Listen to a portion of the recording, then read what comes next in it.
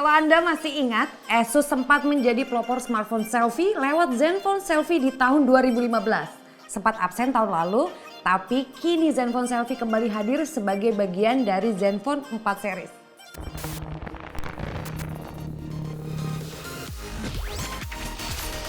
Zenfone 4 Selfie sendiri punya dua varian, yaitu versi biasa dan Pro. Desainnya memang sama persis, tapi sebenarnya ada perbedaan mendasar, di mana versi Pro punya body metal, sedangkan versi biasa disebut metal look yang sebenarnya berbahan plastik.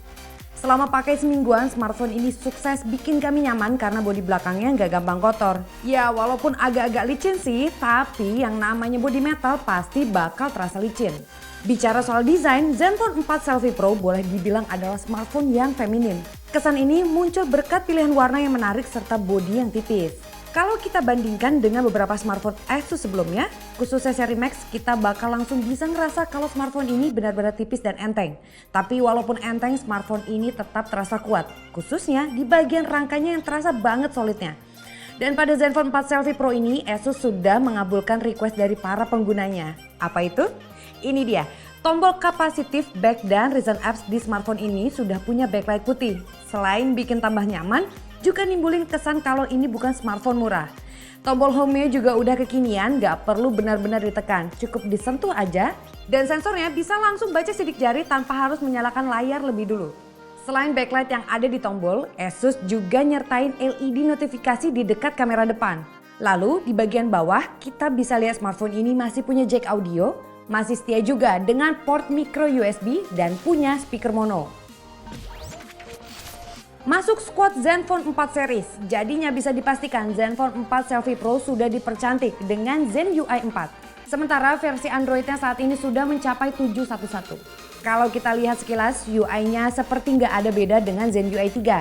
Tapi seiring durasi pemakaian yang terus bertambah, akhirnya kami menemukan beberapa fitur baru dari Zen UI 4 di smartphone ini.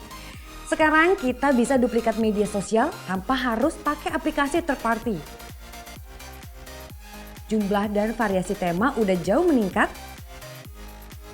Ada juga tema yang dukung animasi alias bisa gerak-gerak. Biar nggak cepat bosan, wallpaper bisa di custom, bisa ganti-ganti sendiri dan udah mendukung efek parallax. Dan satu fitur baru yang mungkin luput dari perhatian kita ternyata ada pada galeri yang katanya udah didukung AI. Sekarang di galeri ada tab Explore di mana foto-foto bakal dikelompokkan secara otomatis. Misalnya berdasarkan wajah, jadinya nyari foto bakal terasa lebih gampang. Jeroan yang dibawa Zenfone 4 Selfie Pro ini dijamin sudah sangat familiar. Ya, chipset yang dipakai adalah salah satu yang paling favorit di kelas menengah, yaitu Snapdragon 625. Selain punya kemampuan komputasi yang oke, konsumsi dayanya juga irit banget. Selama pakai dengan satu SIM card dan penggunaan lumayan berat, khususnya streaming YouTube sampai 2 jam lebih, SOT yang kami dapat tidak pernah di bawah 6 jam dengan total durasi pemakaian 17 jam. Padahal baterainya standar, cuma 3000 mAh. Jadi bisa dipastikan kita nggak perlu bawa charger saat ngantor sehari-hari. Fitur lain yang terasa menyenangkan adalah Always On Display yang khusus ada di Zenfone 4 Selfie versi Pro. Fitur ini ada karena layar Zenfone 4 Selfie Pro terbuat dari panel AMOLED. Sedangkan untuk yang versi standar pakai panel IPS. Karena pakai AMOLED, otomatis layarnya jadi lebih colorful. Resolusinya juga udah Full HD. Jadi kalau kita set ukuran display dan font yang paling kecil sekalipun masih enak dilihat. Ini dia jualan utama dari smartphone ini. Di antara varian Zenfone 4 yang ada sekarang, ternyata cuma Zenfone Selfie yang nggak punya dual kamera belakang. Kamera utamanya punya sedikit tonjolan, resolusinya 16 megapiksel, punya dual LED flash, AIS berbasis gyro, dan PDAF. Di kamera utamanya ini kita bisa motret pakai mode Pro. Kalau kita lihat di sini ada pengaturan manual fokus, shutter speed yang cukup menjanjikan yaitu 1/10.000 sampai 32 detik dan ISO dari 25 sampai 3200. Saat jajal kamera utamanya, kami merasa shutter lag-nya nggak terlalu cepat walaupun cahaya mencukupi. Tapi untuk autofokusnya tergolong cepat. Nah, untuk hasil fotonya bisa dibilang biasa-biasa aja. Kalau tempatnya agak gelap, noise bakal dengan mudah ditemukan. Kalau tempatnya terlalu terang, dynamic range-nya langsung keteteran.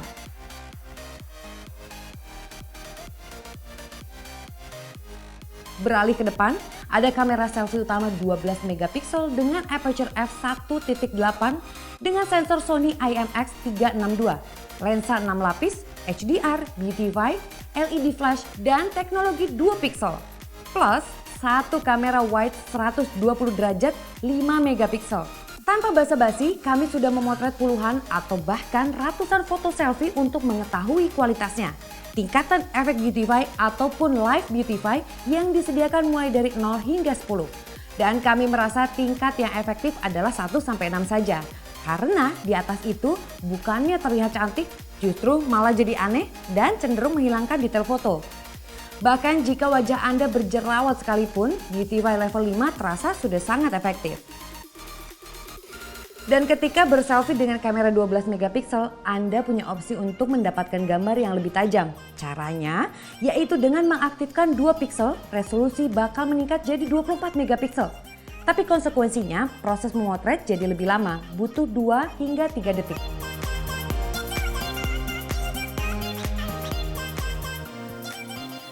Selain 2 piksel, Asus juga memberikan opsi wide angle lewat kamera kedua beresolusi 5 megapiksel.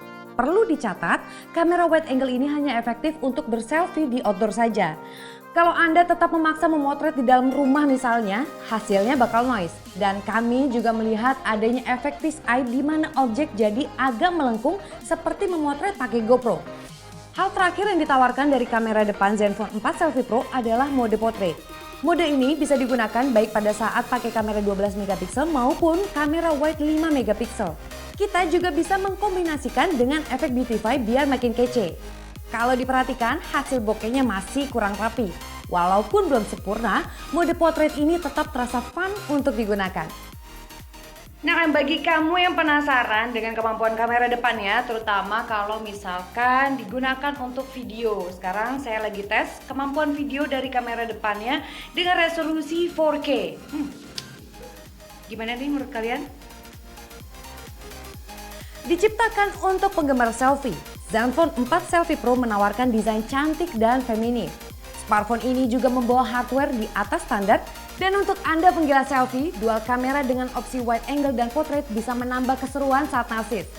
Namun apa yang ditawarkan melalui kamera depannya menurut kami belum bisa menjadikannya yang terbaik.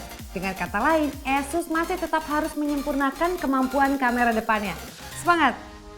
Ya, itu dia tadi review dari Asus Zenfone 4 Selfie Pro. Jangan lupa subscribe dan juga aktifkan tombol loncengnya. Jadi kalian gak ketinggalan kalau kita punya video baru.